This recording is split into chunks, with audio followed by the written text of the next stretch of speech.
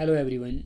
Today we are discussing about torque on a rectangular current loop in uniform magnetic field. ठीक है बच्चों, बहुत ही important derivation है और बहुत इजी है कि किसी रेक्टेंगुलर करंट लूप पर टॉर्क कितना होगा जब उसको एक यूनिफॉर्म मैग्नेटिक फील्ड में प्लेस करते हैं.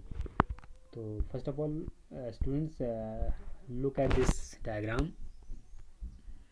इस डायग्राम पर नज़र दौड़ाएं. देखिए बच्चों, हमने एक करंट कैरिंग लूप लिया ए बी सी डी.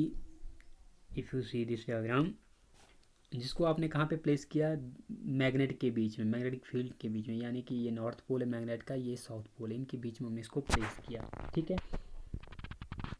अब देखिए बच्चों, जब इसको आप इसके बीच में प्लेस करते हैं तो इस पर एक फोर्स लगती है. ठीक है ना. इस पर एक क्या लगेगी, फोर्स लगेगी. तो उसको हम देखिए बच्चों कैलकुलेट करेंगे, डिराइव करेंगे. तो इसमें क्या कंडीशंस रहती है. तो let's start. Consider a rectangular loop A B C D. हमने एक लूप लिया कैरिंग करंट आई. इसमें करंट क्या फ्लो कर रही है, I, under uniform magnetic field, जिसको हमने मैग्नेटिक फील्ड के बीच में रखा, B vector. The rectangular loop place such up with that the axis of rotation is perpendicular to B vector. देखिए बच्चों, इस लूप को हम इस तरह से प्लेस करेंगे कि इसकी जो रोटेशन होगी वो क्या कैसी होनी चाहिए, perpendicular to B vector, B vector के परपेंडिकुलर. जैसे मान लो जिस साइड को बी वेक्टर, जिस साइड को मैग्नेटिक फील्ड है उसके परपेंडिकुलर ये रोटेट होना चाहिए. ठीक है. And the plane of the loop makes angle theta with B vector. Loop की जो प्लेन है वो बी वेक्टर के साथ क्या एंगल बनाए, थीटा. ठीक है ना. इस लूप की प्लेन बी वेक्टर के साथ क्या बनाए, angle theta. The magnetic force on side B C and A D is zero. देखिए बच्चों, जो मैग्नेटिक फोर्स अब जो बी सी और ए डी साइड में लगेगी वो लगेगी ज़ीरो, क्योंकि बी सी पैरेलल है बी के और ए डी भी पैरेलल है बी वेक्टर के. ठीक है ना. जहाँ देखिए बच्चों पैरेलल, जब ये दोनों पैरेलल है तो अब आपको पता है जब पैरेलल दो वेक्टर उनके बीच में एंगल कितना होगा, जीरो. अगर आप डेरिवेशन को देखें तो जो फोर्स होती है वो किसके बराबर होती है, एफ इजिकल टू, जो मैंने पहले डिराइव पहली वीडियो में मैंने आपको डिराइव करके बताई है, F equal to I B B sine theta आता था. ठीक है ना. तो वहाँ पे साइन थीटा है, अगर जीरो है तो साइन जीरो की वैल्यू क्या होगी, जीरो. इसलिए हम कह सकते हैं कि जो मैग्नेटिक फोर्स बी सी और ए डी साइड में जो होगी वो ज़ीरो होगी, क्योंकि बी सी बी के पैरेलल और ए डी भी क्या है, बी के पैरेलल है. ठीक है. तो but the magnetic force on side A B is, जो ए बी साइड है बच्चों, वहाँ पे जो मैग्नेटिक फोर्स है वो कितनी लगेगी, वो लगेगी बच्चों, उसको मैंने मान लिया एफ वन इक्वल्स टू किसके बराबर लगेगी, B I B sine theta. ये जो स्मॉल बी है बच्चों, ये इसकी ब्रेड्थ है. ये है बच्चों, ये ब्रेड्थ ये है, इसको हमने बी माना है. और इसकी जो लेंथ है इसको हमने क्या माना है, ए माना है. ठीक है. ठीक है. देखिए बच्चों, ये आएगी इक्वेशन वन, मान लेते हम इसको, F one equal to B I B sine theta equation one. Similarly the force on side C D. अब देखिए बच्चों, बी सी के पैरेलल में जो नीचे की ओर है C D, the magnetic force on the side C D,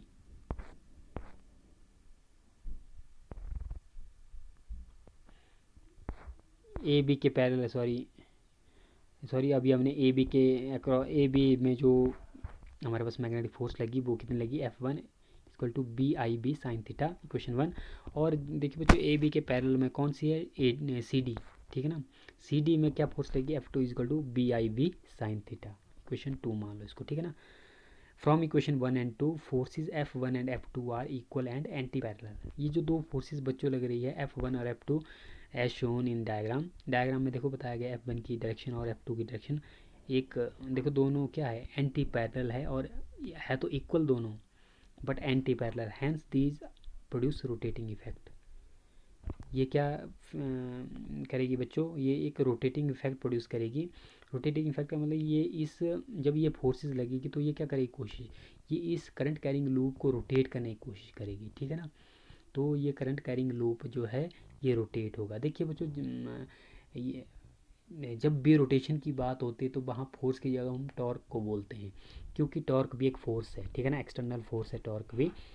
देखिए बच्चों, सिंपल फोर्स क्या करती है, सिंपल फोर्स में जो सिंपल फोर्स में क्या होते हैं, मूवमेंट होती है लीनियर मूवमेंट होती है। जैसे मान लो आपने फोर्स लगाई किसी बॉक्स के ऊपर, वो लीनियरली मूव करेगा, ठीक है ना। जब आपकी फोर्स लगाने पर कोई बॉडी रोटेट करे तो वहाँ पे उस फोर्स को हम क्या बोलेंगे, टॉर्क बोलेंगे, ठीक है।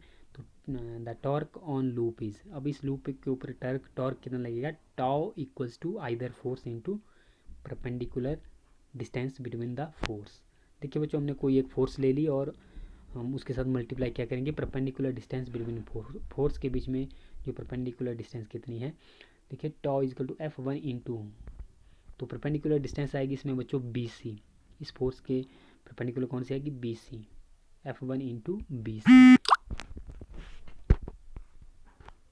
देखिए बच्चों,